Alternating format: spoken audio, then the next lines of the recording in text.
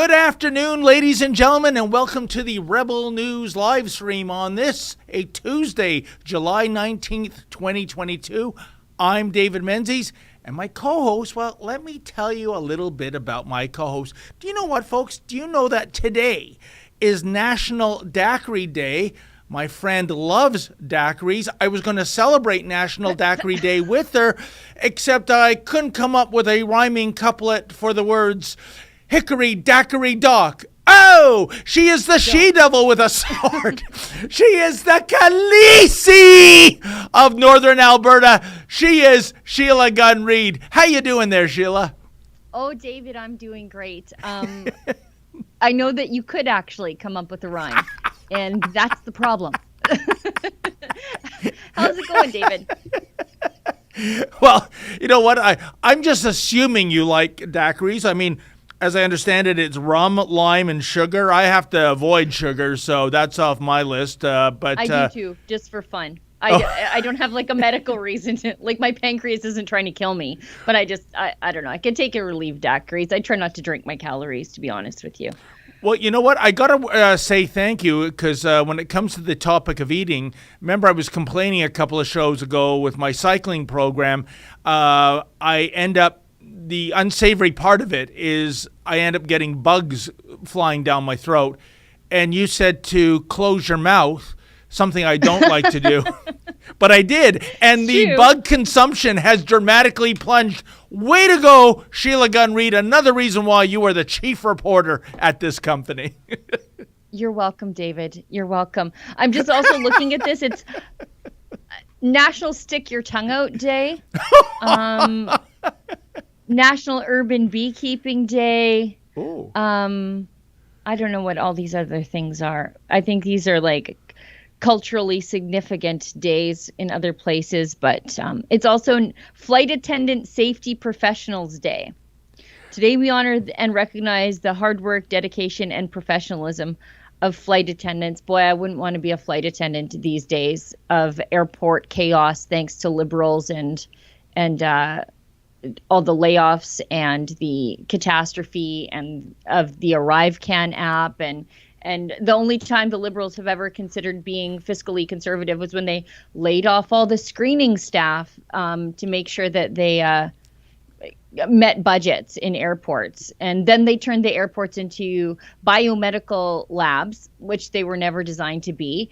And and all the passport staff are also working from home. So I wouldn't want to be a flight attendant because that might be the first human face you see after you've traversed the disaster of the airport. Be nice to them, please, if you wouldn't mind. Oh, you know, you took the words out of my mouth. I'm sure they are getting the brunt of travelers that are beyond their wits' end. But I'm going to challenge you on something, Sheila.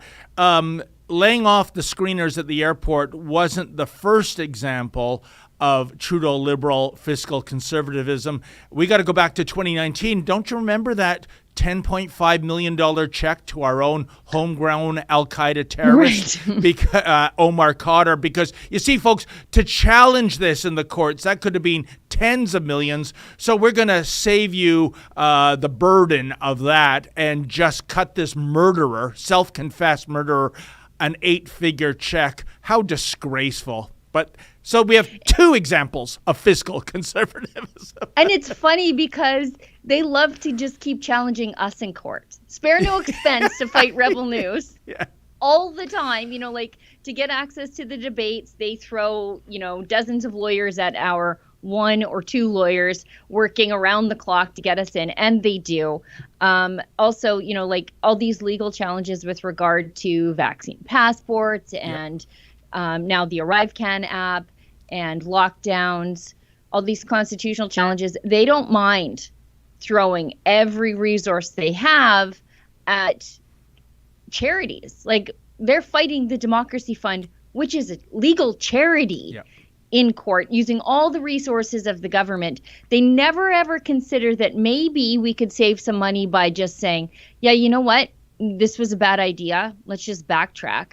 They only do that for convicted Al-Qaeda terrorists, confessed and convicted Al-Qaeda terrorists. It is astonishing, Sheila. And what is even worse with the example you gave, when we get our lawyers to defeat, not only in 2019, but in 2021, for us to attend the parliamentary leader debates, and we win both times, and we get into the facility and get no. And then when our beloved colleague Alexa Lavoie gets Justin Trudeau on the podium to ask a question, he pulls a line from his boyfriend, Jagmeet Singh: "I don't answer questions from Rebel News." It's not just a slap in the face to us, but to Canadians, to voters, to our 1.5 million YouTube subscribers. What I'm saying is, he loses in court despite all the king's horses and all the king's men fighting against us legally. And then when he loses, he basically takes his ball and goes home. "I'm not going to answer a question because I don't like you." What kind of garbage is that? Well, and it speaks to a broader issue of his disrespect for the courts and the rules. Yes. You know, you don't like me, that's fine. But a judge just told you that I'm a journalist. And so I don't care if you respect me. I really don't care. But will you respect the judge who just admonished you in court? Or do you think you are above the courts and above the law? And obviously, based on the fact that we have 1, 2, 3 ethics complaints, Roman numeraled at this point, against Justin Trudeau, not ethics complaints, founded ethics violations, judgments against him, he obviously has no respect for any of the rules. The rules are for the little people. It sure is, Sheila. But before we go on, it is at this point you usually tell the folks at home what it is we're attempting to do here today. Yeah, and just so you know, David, I'm flying a little bit blind today because I was in some planning meetings with the big boss man, Ezra Levant, not the wrestler, although both would be kind of fun to see before I jumped on the call. So I'm just sort of out of the corner of my eye looking at the topics that we're talking about today. But this is the Rebel News Daily By the way, live Sheila, stream. if I can interject, wouldn't it be great if Ezra donned the wardrobe of the wrestler, the big boss man? You know, the big boss man, if I understand, he was from the Department of Corrections in Cobb County, Georgia. It would just be so cool, you know, for Ezra to walk around with one of those big badges, just to remind everybody who the boss man is here. Twirling a baton. There you go. Yeah, there you go. I think Ezra could rock that uniform. I don't know if that chest hair meets uniform standards in Cobb County. I'm not sure. Anyway, this is the Rebel News Daily live stream, wherein sometimes we talk about the news. We do get around to it. Be patient with us. But this is an unscripted show, so sometimes things, get unscripted.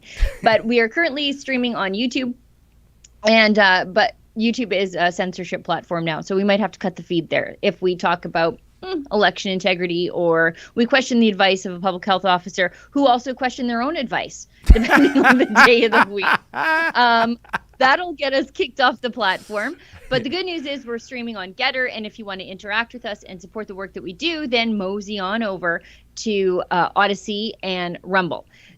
Those two platforms allow you to support the work that we do and interact with us. So you can send us something called a Rumble rant. That's their paid chat. If you send us that, we'll put your comment, query, question, story idea. We'll put that on the screen, and David or me will do our best to answer it. Likewise with Odyssey, it's called a hyper chat. There's a couple different ways to do that. You can send it in their library cryptocurrency or regular good old-fashioned money.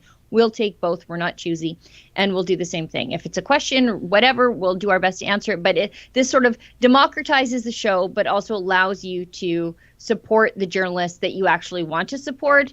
Unlike the mainstream media, those journalists over there, you're supporting them, even if you don't want to. Yes. It's the Rogers system of, what do they call it again? Negative option billing. You remember that, folks. I think it was back in 1994. You suddenly turned on your TV and you had all these new channels. And you go, oh, that's interesting. I didn't order them. And then you got the bill in the mail. And guess what? Rogers adopted a system that unless you opt out, they assume you want to buy all these crappy specialized channels. And there was a palace revolt. Although I got to tell you, Sheila, Rogers will never do that again. The thing is, with the mainstream media bailouts, we can't opt out. If we don't like it, too bad. Suck it up. And the money is increasing, if you can believe it. It's always been over $1 billion plus for the CBC, 'twas ever thus. But I think you did a report. It was like these trade magazines that were so obscure, and Post Media and Torstar, they were getting propped up with. It's almost, is there anybody out there? Is there any print media out there in Canada not getting a subsidy? I don't think so. I really don't. Like, I've looked at that list, and it's literally everybody. I think even Chickadee, like those kids magazines. Remember Chickadee? Yeah. Those are still getting.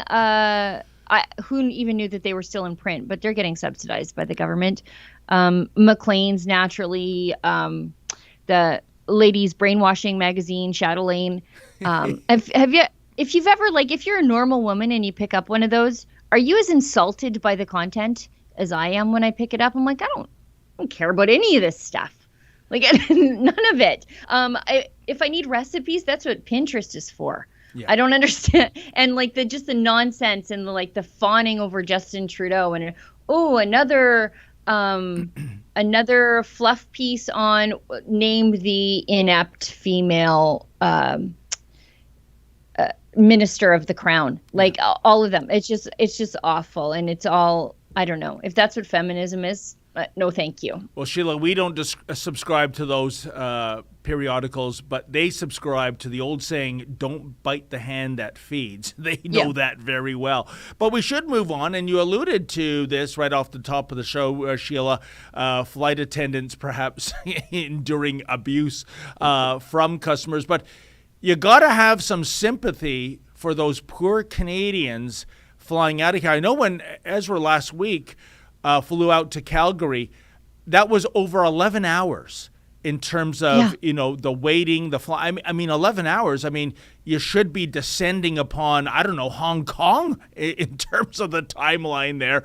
But it's outrageous. And one of the reasons, of course, is that ArriveCan, which is completely useless. You have mayors saying this. You have chief medical health officers saying this. You have anyone connected with tourism saying this, because this is adversely affecting people flying into Canada.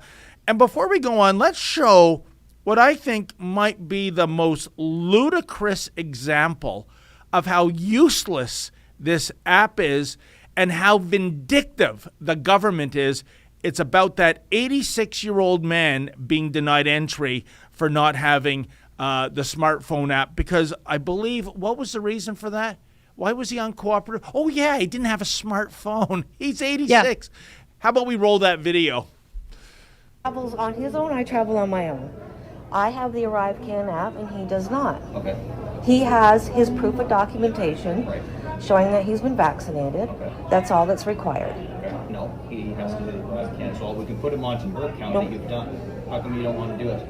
Why should I have to? Because it's a requirement to get into Canada. What if he was flying by himself? I will be flying by my cell phone. I don't have a cell phone. Yeah, but that's so what does he do? Put it on hers. No. Yeah, but if I'm flying by myself, how can I do that? Are you guys related? Yeah. Yeah. So what's the problem with putting it on your account? I don't think I should have to. Why not? Nancy, never mind. This is a bureaucracy gone amok. I know. But you know, that's why you have to do it, right? This is one of the requirements. It's part of the quarantine act, right? To get back in. Well, let's see. You've got my COVID shots. I've had 4 of them. Okay, that's good. You have my passport. Okay. Why not? Let's just do the paperwork and get this over with. Because they want the app. The government wants the app. Let me ask you, what's the reason why you don't want to do it? I don't think I should have to. No, but there's got to be a reason to it, though. I don't think I should have to. But there has to be. A specific I'm reason. traveling. This is my phone. It's my app. Okay. I'm just having myself on it.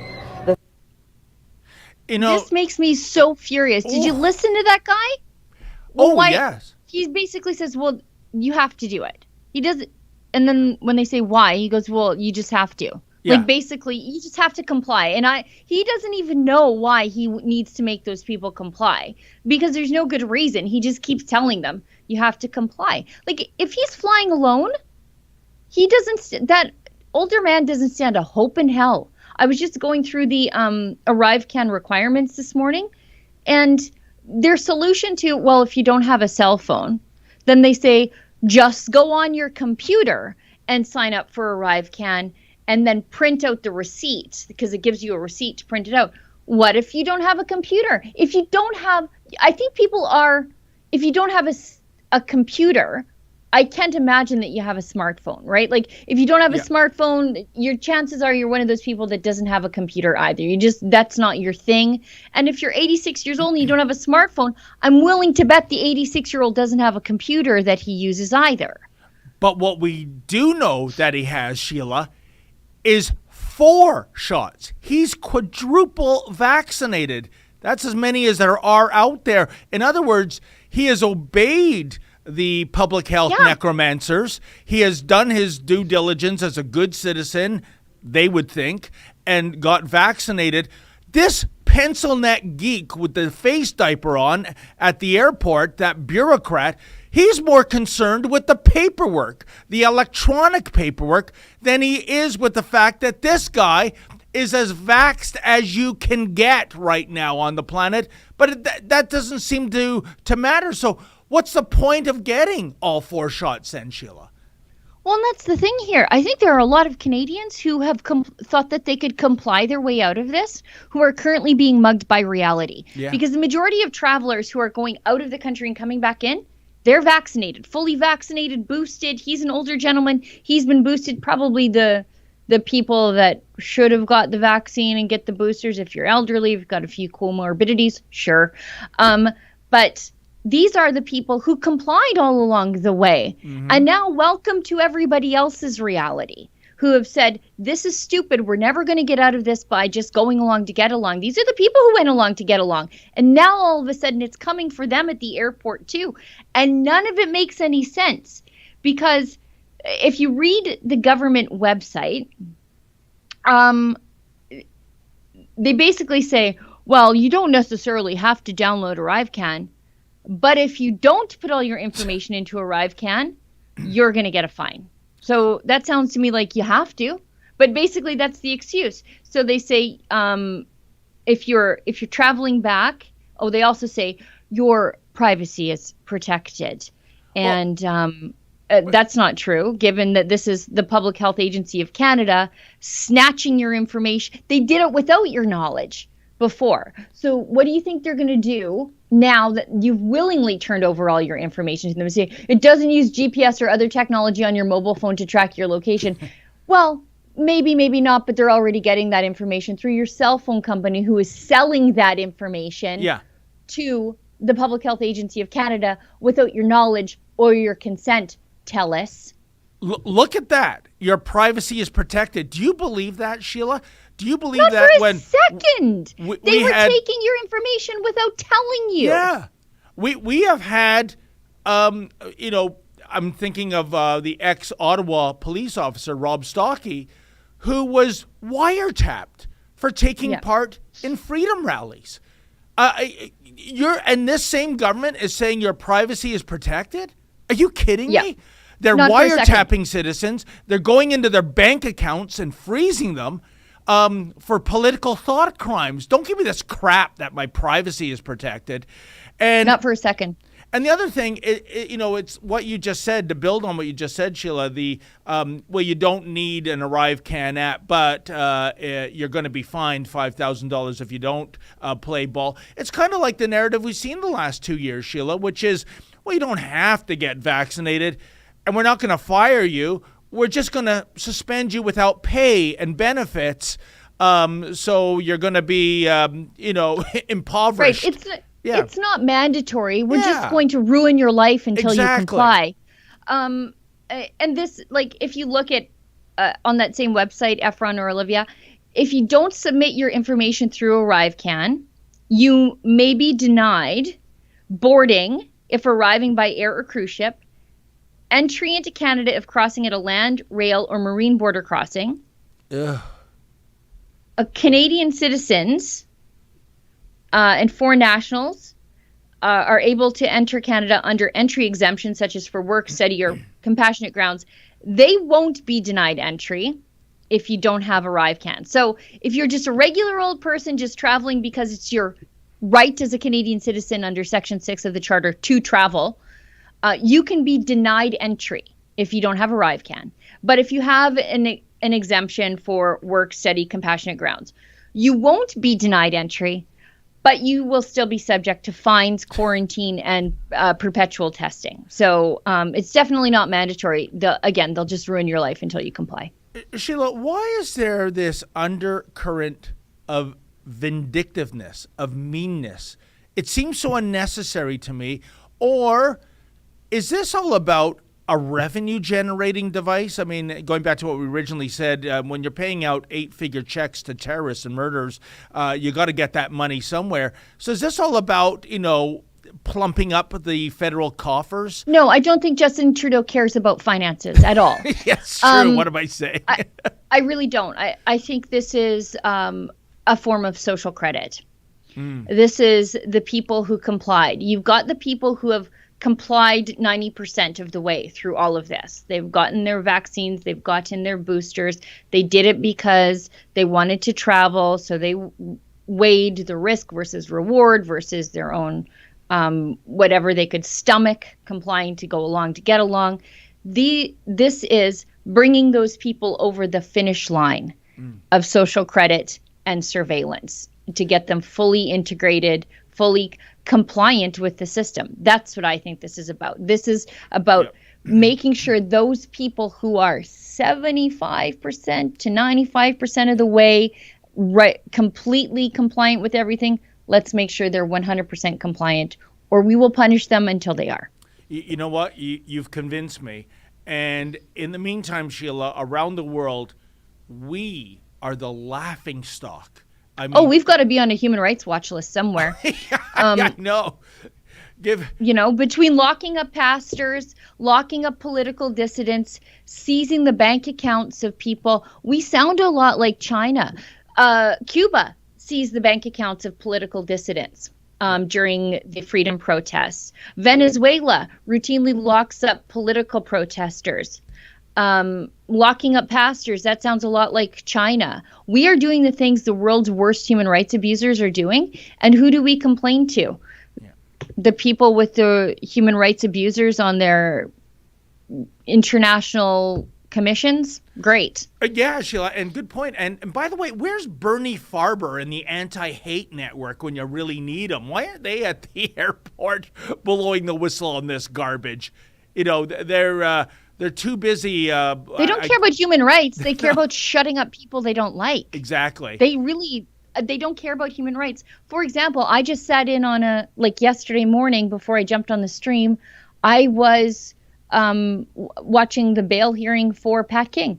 And I think Pat King doesn't like me. I think I don't really have a lot of feelings about Pat King, but I do know that he gets his facts wrong and then attacks people who tries to correct him on his facts. And You're right. I think he was not a good spokesperson for any sort of freedom movement. I think he does himself no favors. But I don't believe that any of those things should result in his his continued incarceration for 5 months. And I was happy to find out that he would be granted bail yesterday because my feelings about somebody's personal opinions has no bearing on their human rights whatsoever. And it shouldn't. That's the point about human rights, is that how somebody else feels about your existence, it doesn't matter because you have human rights regardless. No, you're right. Pat King gets his facts wrong. Pat King, well, he doesn't tell the truth when he gets his facts wrong. But nevertheless, we can't be happy about even a person like him being a political prisoner, much like Tamara Lich. And by the way, Sheila, the last couple of days when this story was breaking, I was listening to the mainstream media outlets. It's what I do when I'm stuck in traffic, thanks to the gridlock in Hogtown. It's good to know what you're paying for. You bought it. You may as well listen to it. But I picked up a 2-word phrase whenever they were talking about this case. And when it came to the Freedom Convoy, and they multiple media outlets, regardless of their ownership, referred to the Freedom Convoy as the so-called Freedom Convoy. Over and over, so-called Freedom Convoy. Why don't they say, so-called Black Lives Matter movement? Because we know the people behind Black Lives Matter, they don't care about Black lives. They're Marxists, after all. That's what they are. But they would never say so-called Black Lives Matter. But when it comes to the Freedom Convoy, and that's what it was called the Freedom Convoy, it's so-called, sort of to discredit them, Sheila. I just found that appalling. Where would you know what? I saw this the other day because I was working on a story with Tamara, and we were sort of workshopping the things that we wanted to put in this story to exhibit our point. And you should know this name, Evan Balgard. He used to work for, I think it was Canadian Journalist for Free Expression, CGFE, and he was the chief censorship guy over there. Anyways, he's the executive director at the Canadian Anti-Hate Network. And his big thing is that freedom is an alt-right concept. And I saw this published in the CBC without like a single ounce of irony. And he's like, they're yelling, they care so much about their freedom, they're taking freedoms away from other people who don't have the same kind of agency and choice that they do. And it's like, they're yelling freedom because they want everybody to have the same kind of choice and agency that they do. That's why when you go to the freedom protests, there are people who have had no impacts on their lives during COVID, who are vaccinated, but they're saying, I want everybody else to have the same freedom to work and do the things and have the choices that I do. But he just doesn't have a clue. Like freedom, the concept of freedom can be used to reject equality. What? I think they want equality of outcomes and not opportunity. Like, it's just, these people are. Sheila, it's like what I said months ago. Freedom in this country, in certain circles, is the new F word. The maple leaf in certain circles in this country is the new hate symbol because people from the Freedom Convoys have proudly flown that. And you've seen it picked up in countries ranging from India to Australia. When you had their trucker protests, them flying the Canadian flag, it was inspiration. And for this guy with the Anti-Hate Network, with his statements, he's proving what I just said. The idea... This whole thing from this... Sorry, go ahead. This whole thing from the CBC says they've interviewed every busybody anti-freedom leftist in the entire country. And one of them says the concept of freedom as displayed in the anti-mandate protests is something more often attributed to the United States. Quote, freedom is often used as a national entitlement. I think it's a human rights entitlement, by the way. But anyways, as a claim for what people have, she said. I just can't believe that somebody thinks this way, but I should believe this after 2 years. Freedom is the opposite of wanting what other people have. It's about wanting to be left alone. Leftism is about wanting what other people have without going out and earning it for yourself. Wanting to control other people to alleviate your TV-induced anxiety about a disease that you will ultimately have no problem surviving. And to think our tax dollars are going to these organizations to prop them up. Otherwise, they die on the vine. Unbelievable.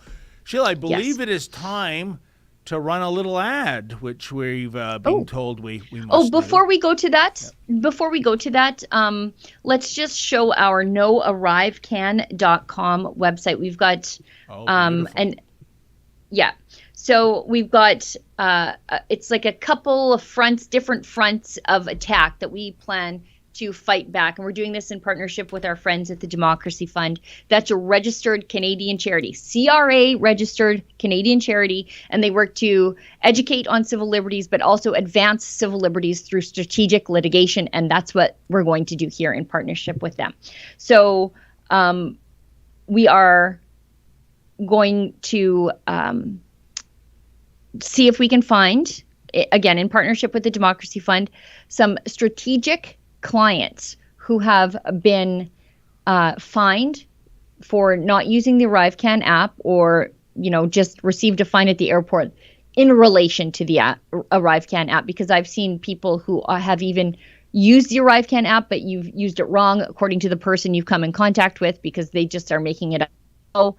And they've ended up with enormous tickets. I think they're about $6,000 a piece. So think about your family of mom, dad, and 3 kids traveling. You're looking at $30,000 plus, because they also tack on a victim surcharge onto this, because I guess you victimized the government by not giving them all your information. So there's a form if you are one of those people, there's a form there. And I was looking through the intake form this morning. I think we have, since this went out last night, we've heard from well over 500 people who have been victimized or inconvenienced in some way by ArriveCan. So you can tell us that. We'll look at it. Unfortunately, there's no guarantee that we can help you, but we do want to hear from you, because you might be our strategic litigant. And there's also a petition. So if you're not someone who has been victimized by ArriveCan quite yet, but you never know when you're going to be. But if you think that this is ridiculous, that after 2 years and people who have complied, people who have not complied, but no vaccination requirement to get on an airplane anymore, you still have to turn over all your information to the government to enter into your own country. If you think that's crazy, on that same website, there's a petition against the ArriveCan app. So throw your support behind these people who have been victimized by ArriveCan. And we're going to report, because I think this is hugely underreported. Like I said, just overnight. And we haven't even done a news video on this. We just wrote the petition page and sent an email out, and we are getting inundated with people who have a story to tell. I think this is an underreported story. We're going to do our best to tell the stories of these people who are just trying to come home. They're trying to follow the rules, but that's not good enough for Justin Trudeau, Theresa Tam, and their surveillance agency, the Public Health Agency of Canada.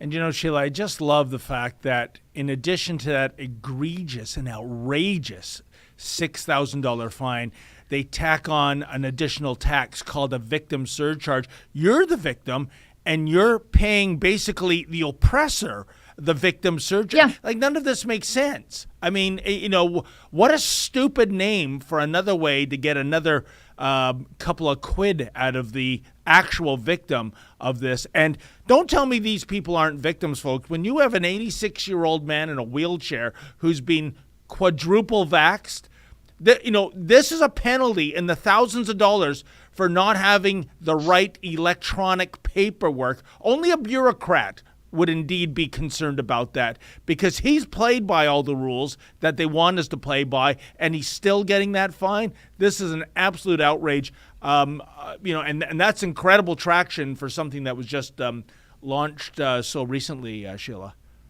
Yeah, and I don't know if you can pull up this National Post article. This is how bad it is. Again, these people are quadruple vaccinated. They're travelers. They're flying. This one man, because a glitch in the app now, because any app developed by the government is terrible. This is why I was so against their weather app. I'm like, well, I got 120 weather apps that I can get off the Google Play Store. Why do I need one made by Catherine McKenna? But anyway, because they use that information, your location data in that, as it turns out. Anyway, so if you have that app, just get rid of it. But anyway, this man, David Crouch, he came back. He even downloaded the ArriveCan app. So he, again, complying the whole way through. He's quadruple vaccinated. He's got the ArriveCan app. He gave them all his information. He hasn't tested positive for COVID. He has no symptoms. He doesn't even have a chronically sniffly nose like I do.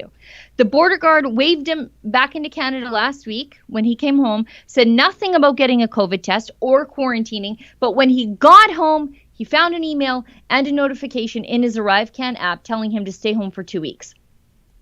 And if he doesn't, now he's breaking quarantine. And guess what? $5,500 fine plus the victim surcharge for victimizing Justin Trudeau by not following his rules. And was I following the headline correctly, Sheila? This is being blamed on a glitch?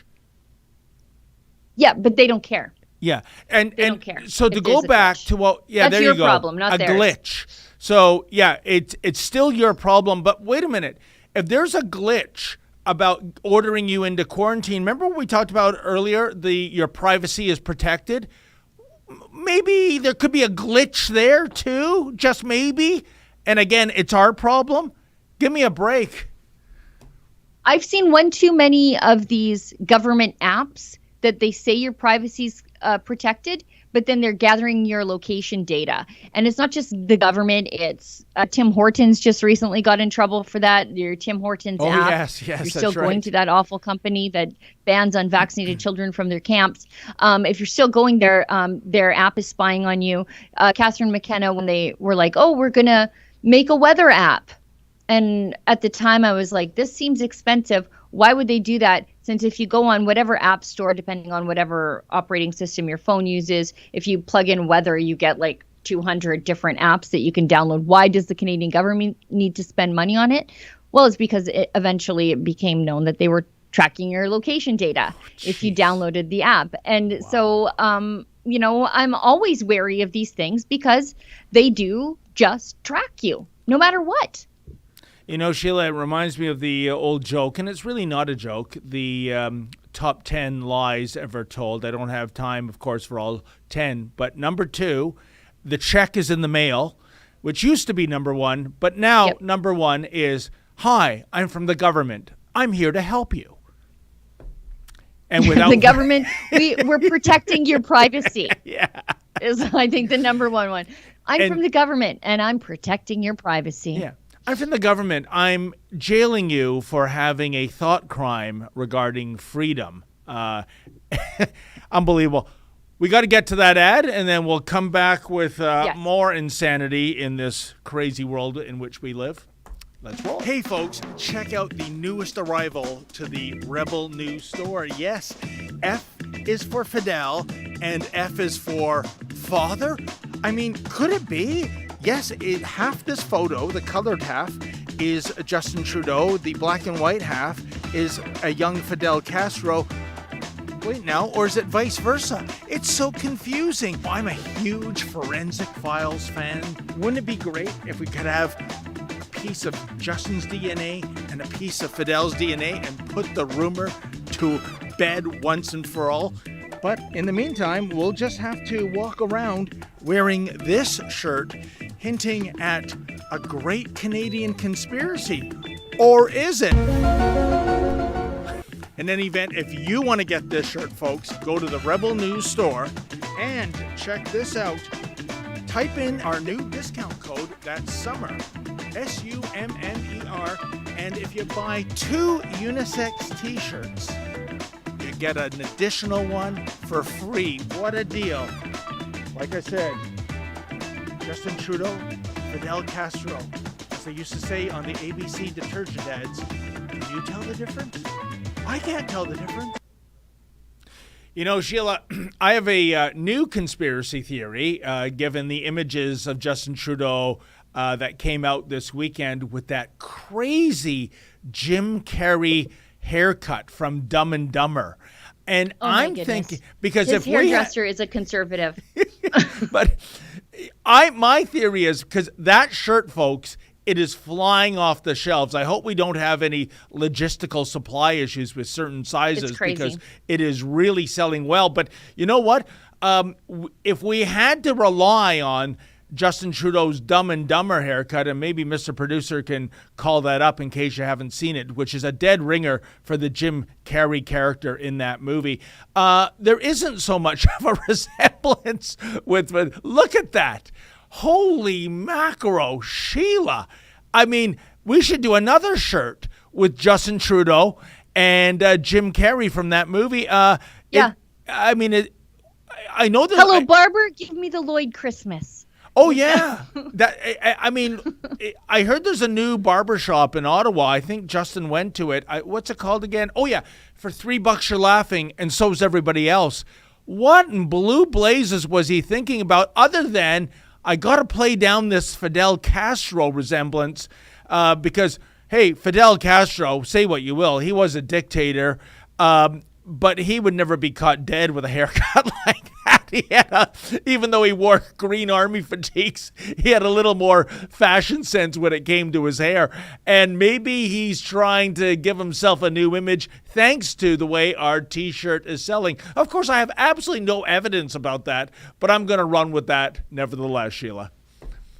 You know, David, sorry, I seem a little bit distracted. As we were watching that ad, I had an email come to my phone.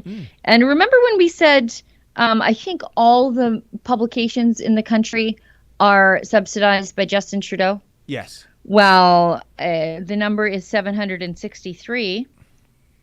The Department of Canadian Heritage spokesperson Daniel Savoy said in a statement provided to Canadaland that there are 763 publications accepted for the program of the Canadian Emergency Wage Subsidy.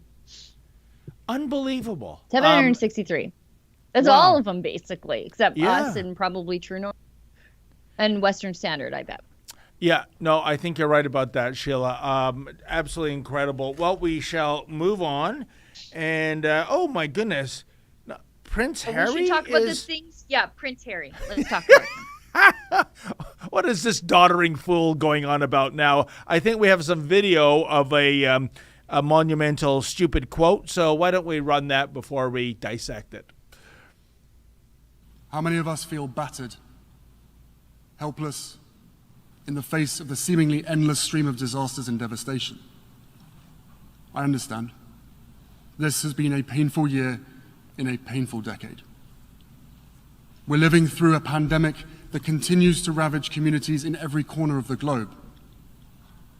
Climate change wreaking havoc on our planet, with the most vulnerable suffering most of all. The few weaponizing lies and disinformation at the expense of the many. And from the horrific war in Ukraine to the rolling back of constitutional rights here in the United States, we are witnessing a global assault on democracy and freedom. How many of us feel battered? That's good. You know what? Do you have a friend who married a really awful woman and he's not cool anymore? I do. I think everybody has a friend who are like, yeah, he was awesome. And then he got married to that horrible woman. And then, I don't know, he's just browbeaten and I bet he feels battered, but I don't think it's by climate change and disinformation and the rolling back of rights, as they say in the United States with regard to Roe v. Wade. I don't think that's what's battering him. I think he's browbeaten by that horrible woman that he married, who thought she was going to be a princess, but didn't realize that that meant you have to shut up your social justice mouth, and that wasn't good enough. And so she decided, you know what we should do? Completely alienate you from your family, move you and the grandkids across the ocean as your ailing, frail grandmother, the queen, marches slowly towards death. Let's make sure you're far away from her and saying stupid things out of your entitled mouth. You know what I like about the other brother, William?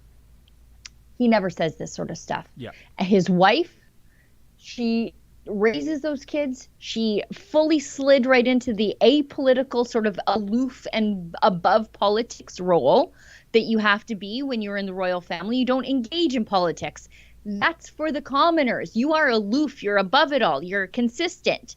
They are nailing that. They do like all their charity work. They're great. If I had to pick a royal out of the bunch, I hope that Charles is never king and it just skips over him and goes right to William.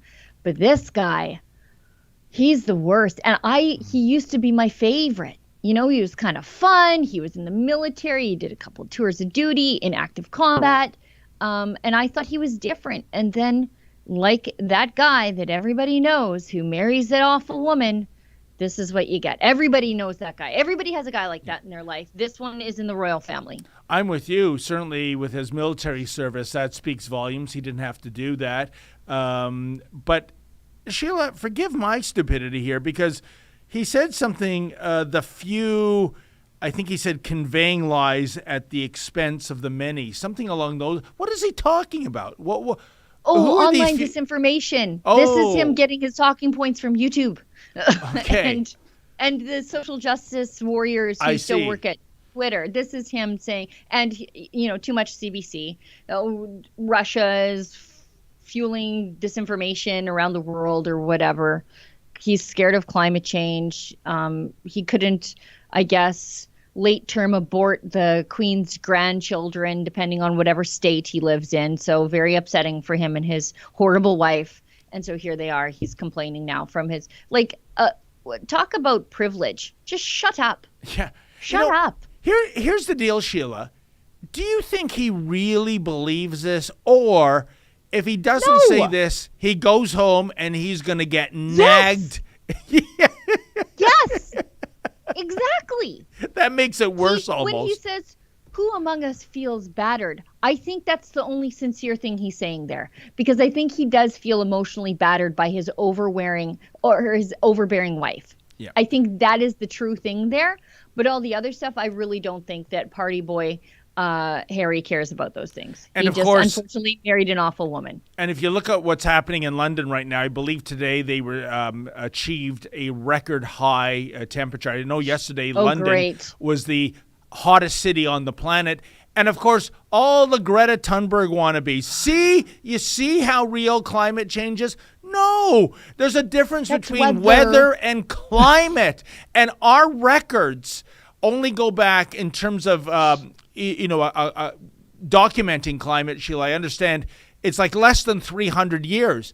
That is a blink of a geological eyelash in terms of a planet that's been around for billions of years. This is You why know. geophysicists they're not worried about the climate scare. Geophysicists aren't, because they know what the world was like when the world was greener, when life was bigger. That's the Yes. thing about carbon in the atmosphere. If there's lots of carbon dioxide, it makes the plants bigger, which means that the animals who eat the plants are bigger, and it creates broader biodiversity. It's a greening of the earth with these enormous plants and then enormous animals that eat them. That's what extra carbon dioxide in the atmosphere does. It Yeah. doesn't cause devastation the way that the Greta Thunbergs of the world think, but that's the unfortunate consequence of only being alive for 18 years. What You does don't that- have a baseline. And speak of the devil and she shall appear, at least on Twitter, this is not the new normal. The climate crisis. Oh, they're back to that again. By the way, is it crisis or emergency? I always fall back on that. The climate crisis will continue to escalate and get worse as long as we stick our heads in the sand and prioritize profit and greed over people and planet. We are still sleepwalking towards Great. the edge. You know Go what? off What is it. the I don't care. Since this the sky is falling routine emerged via Greta Thunberg, what is the Thunberg family worth right now, Sheila? I would what is it? How many millions are they raking in due to this? I got a real tough time listening to a kid that's only been alive for 18 years, who's never actually had a real job, and who eats. She's, from what I understand, and you can tell by her size, her stunted growth, that she's been vegan for a very long time, and her food has to come halfway across the world. Where you think they're growing avocados wherever she is? Sweden? I don't think so. So her food has to travel a lot farther than the 50 feet from my backyard where mine comes from. And she's telling me that I'm the climate problem. Yeah. I don't think so, little lady. I don't think so. And maybe once you go out in the world, get a real job, live on your own, then we can talk about making life more expensive for other people after you have to cope with that. Because pretty soon, once you're paying taxes and your rent and your gas bill, you'll be saying, you know what? Climate change is not worth something that is, it's not worth what you're asking me to pay for it. That's Indeed. how these kids get mugged by reality. And yet, this is Time Magazine's Person of the Year from a couple of years ago. Can you imagine? Yeah. You know, know-nothing teenager, like you said, never even had a real job, has never had to pay real bills. Has she finished high school level chemistry? Has she even done that? I don't know. Has she finished high school level physics? I doubt it. I seriously doubt it. So she isn't even talking about things in a way that other kids her age have a concept of. Yeah, but you know what? She's creating awareness, Sheila. That's what it's all Right. about today. Creating awareness, not actually inventing something, right? It's amazing. Thank goodness in yesterdecade and yestercentury, we had all these brilliant entrepreneurs coming up with things, like the automobile, like penicillin. They weren't creating awareness of an automobile and awareness of a medicine. They were actually going into the lab and into the factory and creating stuff. And yet we have to listen to this. She's creating hysteria and mass panic. And she actually said that when she said, like, I want you to panic in her speech or whatever. And the house is on fire. That's the speech, right? And then I think she was quizzed by members of the U.S. Congress saying, like, do you really think the house is on fire? Did you really want people to panic? And she said, it was just a euphemism. It was just a thing. Like a turn of phrase, a stress point to show people how they should take this seriously. But basically she was just admitting that it's complete and total hyperbole. And yet, even when she admits that, you have people on the other side of the aisle, on her side of the aisle, saying, look, she's telling us to panic. Let's everybody freak out. And I see we have that's Greta at the World Economic Forum. Let's run that clip. I mean, this is always good for a laugh, seeing her preach to everyone else. Has come with an unthinkable price tag. And on climate change, we have to acknowledge that we have failed. All political movements in their present form have done so. And the media has failed to create broad public awareness. But Homo sapiens have not yet failed. Yes, we are failing, but there is still time to turn everything around. We can still fix this. We still have everything in our own hands. Now is the time to speak clearly. Solving the climate crisis is the greatest and most complex challenge that Homo sapiens have ever faced. Why The doesn't she main call solution, us however, humans? is so simple that even a small child can understand it. We have to stop the not emissions simple. of greenhouse gases. It's And complex. either we do that or we don't. Oh, that was You profound. say nothing in life is black or white, but that is a lie, a very dangerous lie. Either we prevent a 1.5 degree of warming or we don't. Okay, that's Either good we right there. avoid setting off that. Well, Well, she says this is very simple, but there's no possible way that anybody can measure an increase in global temperature by 1.5 degrees. It is absolutely impossible. Yeah. You can't even measure a temperature in your backyard accurately. Yeah. All you can do is measure the temperature in that one exact spot where the thermometer is at that exact moment. You can put things. Michelle Sterling did just an experiment to demonstrate how stupid this stuff is. She put, from Friends of Science, she put a bunch of thermometers in her backyard, and then she marked them with like the animals they like to scare you that are going to become extinct. So one was a polar bear and one was this other thing, and like one was Canute, that other polar bear that they said died of climate change at a German zoo or whatever. She marked them all around, and then she put the Yeti out there, and it was like there was sometimes 20 degrees difference in her own backyard within like 20 feet of each other. So tell me how you can measure a global temperature change of 1.5 degrees Celsius. They keep telling you this, but it is impossible for them to do it. The amount of thermometer arrays that you would need would take up thousands of acres. Sheila, to appropriate a comment Greta Thunberg would use, how dare you? How dare you bring science into the equation? Right? No, yeah. I want you to panic. And I'm like, okay, I'll panic, but just like show me why I should be panicking. Show me how you plan to measure this, and I'll do the panicking. But they can never get there. Unbelievable. Sheila, we're running out of racetrack rapidly here. I think we have some chats we must get to. Yes, we do. We should touch on the thing that's the last remaining thing in the YouTube headline, and that is that Alberta Health Services ended their vax mandate. It came down yesterday. I wrote it up yesterday. I just got an email from somebody that I know who is a longtime employee of Alberta Health Services, forwarded me their the email that they got from the interim CEO at Alberta Health Services, saying that they are basically ending the vax mandate. They are still advising vaccination, but they also acknowledge the failing efficacy of the vaccines against certain variants, and they considered that in their decision. And this is, I just basically cut and pasted so that everybody could read it for themselves. I didn't want to edit anything out. But the interesting thing is that there's no acknowledgement that you destroyed the lives of longtime valuable Alberta Health Services employees because of this vaccination policy that only survived about 7 months. Because I think they brought it in sort of at the end of January the middle of December 13th, I think it was. And they destroyed lives, put families considering like selling their house, losing everything. They forced people into an eat or vaccine situation where they're like, do I feed my kids? Do I pay my bills? Or do I take this thing that I think is going to hurt me or at least not be effective? They asked people to violate their conscience to pay their bills.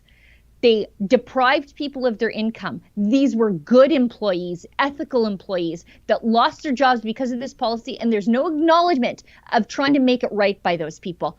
So I'm glad the policy is over, but what are you going to do about the people you hurt? Yeah. Well, Sheila, how dare you? Didn't you get the memo? We're all in this together, except when we're not. Yeah. Except when you choose something different, and then no, you're on your own. I wonder what Mr. Kenny would say about this news right now. I don't know. Was Stampede almost over? Is it over now? It's probably in a pancake coma. Okay, let's go to some of these chats. And this one, I'm sorry it took so long to get to it. Annalisa, 1964, president of the David Menzies fan club for life. She gives us $100. Oh, wow. Annalisa, I didn't even see that. Thank you so much. Thank you, Annalisa. She says, hello, my favorite rebels. A big extra hello to my sweet Menzies. I think she just likes having me say these things. I think she's paying money to embarrass me at this point. I haven't been able to watch your shows until the evening because work has been so busy. I miss you all so much. Keep up the great work. Well, thanks, Annalisa. I appreciate that so much. And Annalisa, I'm so happy work has been so busy for you. We are so busy here at Rebel News. We've never been busier. I'm sure you'd agree, Sheila. And I've always said, better to be too busy than the alternative, because that's when I start to worry. But that's a wonderful donation. Thank you for such a sweet comment. As I say often, Sheila, where were these women in high school? But I don't know. Maybe you're aging like a fine wine, David. Maybe in some mirror universe, I'm cool at high school instead of running home for fear of an atomic wedgie about to take place. But you've had a big glow up, as the kids say. I don't know. I just learned that word the other day. I'm trying to put it into conversation, and my kids are like, Mom, no, don't. You just don't. Anyway, Trini Canadian gives us $1. Says Epoch TV is streaming now chapter 1 of 6 of a new documentary called Trucking for Freedom. Maybe reach out to the directors to showcase the docuseries on Rebel News. We also have our own trucker documentary at truckerdocumentary.com. Our in-house documentarian, Kian K2 Simone. I don't know why we call him K2, because he's number 1 in our heart. I mean, he's the second Kian that worked for the company, but he's number 1 as far as I'm concerned. And he did a great job on that documentary. And if you didn't get a chance to see it, stay tuned. yes. Shauna Marie G83, $5. Are Lewis and Lincoln still in the Netherlands? They're coming home today, if not already home. Poor Lincoln is going to be subject to a 2-week quarantine also upon arrival. They've been doing amazing work there, praying for their safety. Yeah, they're on their way home now.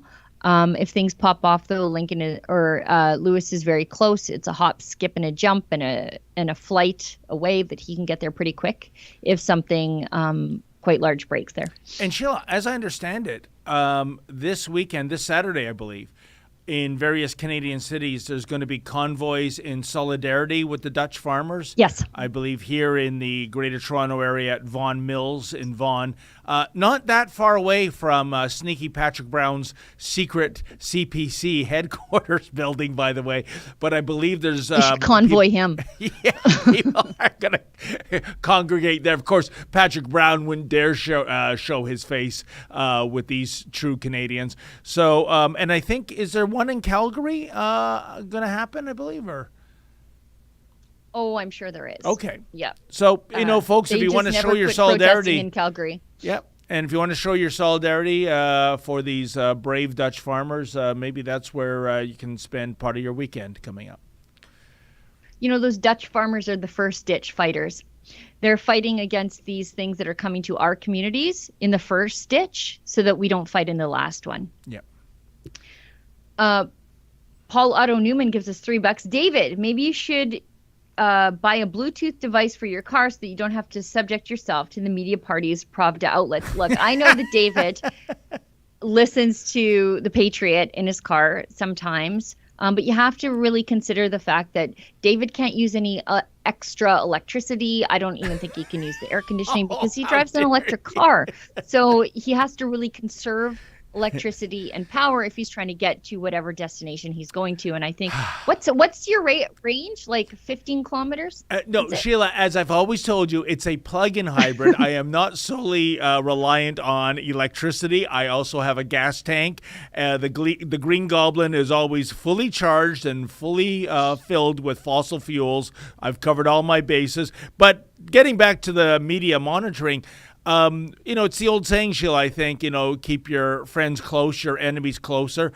It's painful to listen sometimes, but you have to see what our tax dollars are funding, the propaganda that's out there. And I'm going to give a plug to a friend of ours, and Sheila, both of us have appeared on his show. It's a smaller radio station in the GTA, Saga 960.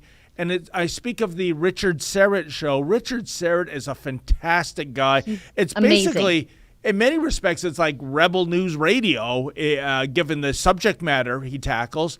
Sheila just gave a fantastic interview on Richard's show last week. And I support him. He's on the air from 4 till 6 p.m. Eastern Standard Time. He's a great host. He tackles what the other guys aren't tackling. He provides a contrarian viewpoint.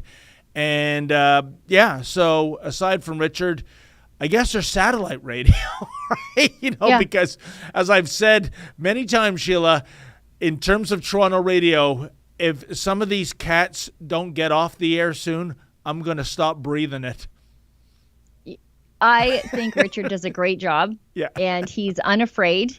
He tackles all the subjects I think that he knows normal people care about.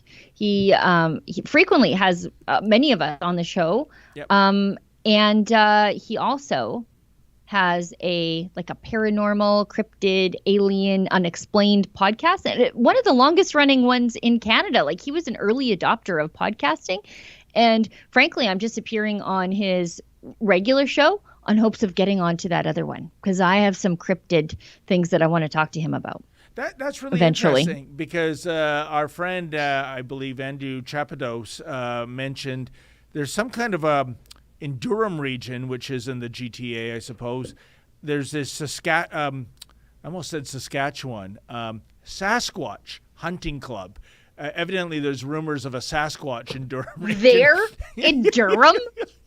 It's pretty, not a lot of wilderness there, but what do you think, boss? Should I, embed myself with the Sasquatch hunting team and see if they come up with?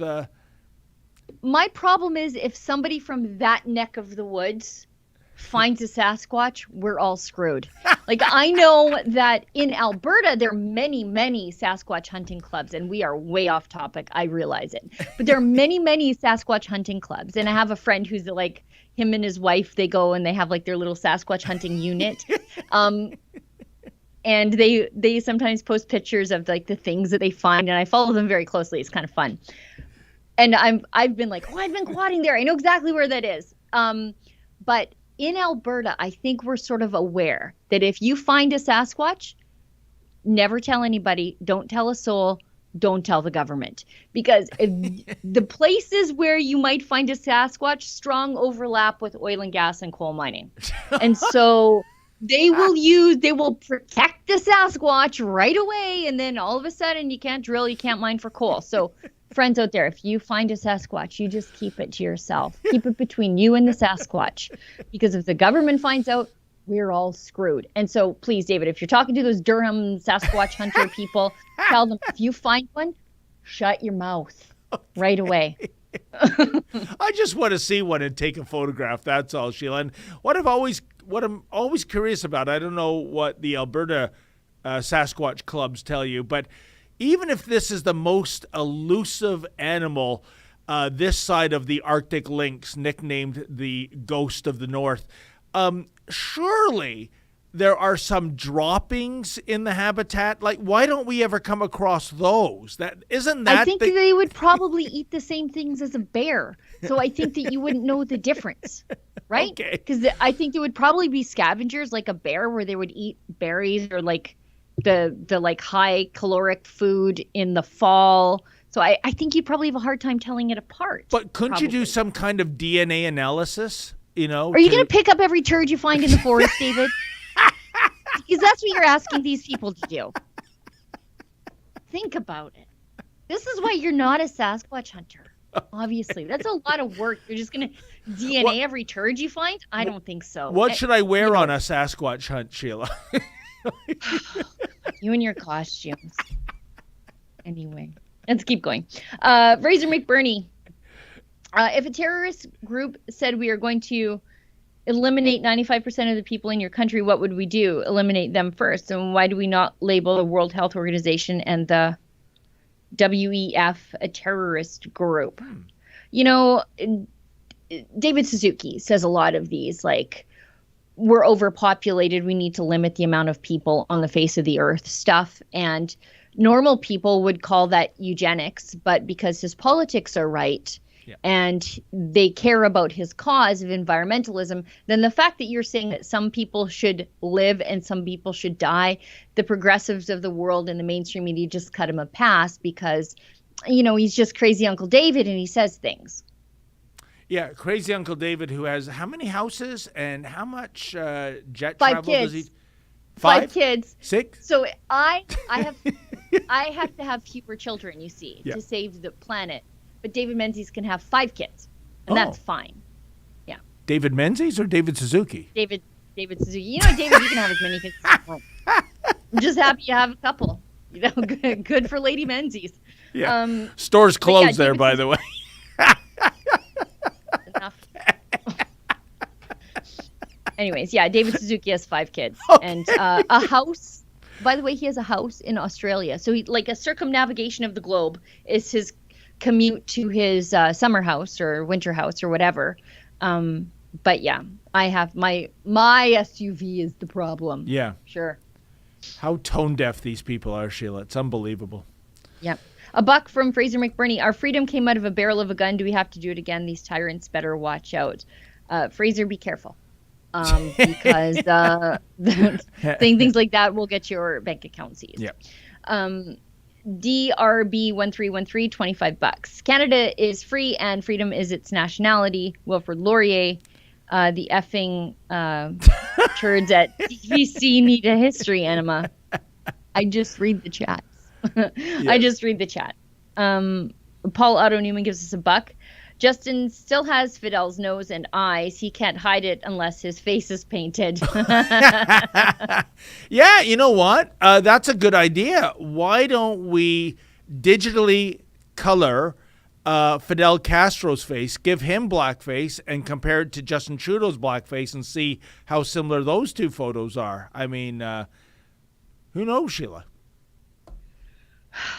And, you know, people are going to say, oh, you shouldn't be talking about his paternity like that. I see it as ideological paternity. But, you know, sort of like when people who've been married a long time start to dress like each other. It's sort of like that, where you just end up sort of morphing into the same person. Justin Trudeau's doing that with communists. Yeah.